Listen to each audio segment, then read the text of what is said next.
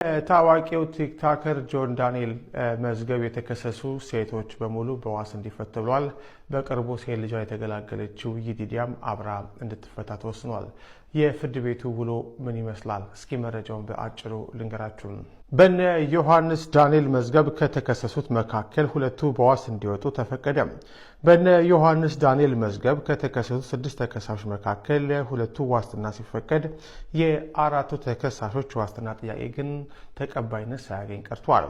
እንደ ኢትዮፒካ ሊንክ ዘገባ ከሆነ ዮሐንስ ዳንኤል፣ አማኑኤል መውጫ፣ ናትናኤል ወንደሰን፣ ኤልያስ ድሪባ፣ እሌኒ ክንፈ፣ ይዲዲያ ነጻነት የተባሉ ተከሳሾች ላይ አቃቢ ሕግ ያቀረባቸው ክሶች ነሐሴ 16 ቀን 2016 ዓ.ም በግምት ከምሽቱ 3 ሰዓት ከ30 ሲሆን ንብረትነቱም የኢትዮጵያ አየር መንገድ የሆነ የበራ ቁጥሩ ኢቲ 190 ቦምባርዲየር ኪው 400 አውሮፕላን ያለ አግባብ በመያዝ በቁጥጥር ስር አውለዋል። የመንግስት ሰራተኛ ኦፊሴላዊ ግዴታ እንዳይፈጽም በመቃወምና አለመታዘዝ ፈጽሟል የሚሉ መሆናቸው ይታወቃል።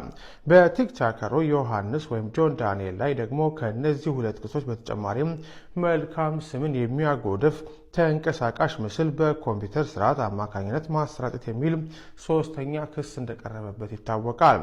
ተከሳሾች በቀረበባቸው ክስ ላይ የዋስትና መብታቸው ተከብሮላቸው ክሱን በውጪ ሆነው እንዲከታተሉ ጥያቄ አቅርበው የነበረ ቢሆንም ክሱን የሚመለከተው የከፍተኛ ፍርድ ቤት ተጠርጣሪዎቹም የቀረበባቸው ክስ ከባድና ተደራራቢ በመሆኑ ዋስትና አያሰጥም በሚል ጥያቄያቸውን ሳይቀበለው ቀርቶ ቆይቷል። ከወራት እስር በኋላ የተከሳሽ ጠበቆች በደንበኞቻቸው ላይ ዋስትና የሚያሰጥ ሌላ ነጥብ እንዳለ ጠቅሰው ቢከራከሩም ይህም ተቀባይነት ሳያገኝ ቀርቷል። የካቲት 20 ቀን በነበረው ቀጠሮ ደግሞ ፍርድ ቤቱ ተከሳሾች ከቀረቡባቸው ክሶች ውስጥ ክስ 2ን በመተው በሌላ እንዲከላከሉ ብይን ሰጥቷል።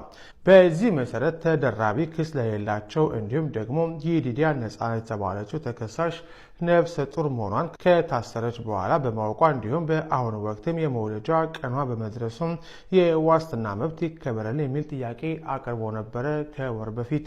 ይሁን እንጂ የከፍተኛ ፍርድ ቤት መጋቢት 17 ቀን 2017 በነበረው ቀጠሮም የተከሳሾችን የዋስትና ጥያቄ ሳይቀበለው ቀርቶም ይዲዲያ በዛው በእስር ቤት ለመውለድ ተገዳለች። ተከሳሾች የከፍተኛው ፍርድ ቤት ውሳኔ በመቃወማቸው በጠቅላይ ፍርድ ቤት የዋስትና ጥያቄያቸው ያስቀርባል ተብሎ ሲታይ ቆይቷል።